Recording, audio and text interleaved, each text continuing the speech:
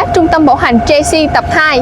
Tại Trung tâm Bảo hành JC Việt Nam, JC hiểu rằng vai trò phục vụ khách hàng không chỉ dừng ở việc sửa chữa và bảo hành xe, mà còn là việc xây dựng một mối quan hệ tin cậy và bền vững với khách hàng. Chính vì thế, JC cung cấp dịch vụ chuyên nghiệp và tận tâm, đảm bảo rằng mọi yêu cầu và nhu cầu của quý khách hàng đều được đáp ứng một cách tốt theo tiêu chuẩn 5 sao. 1.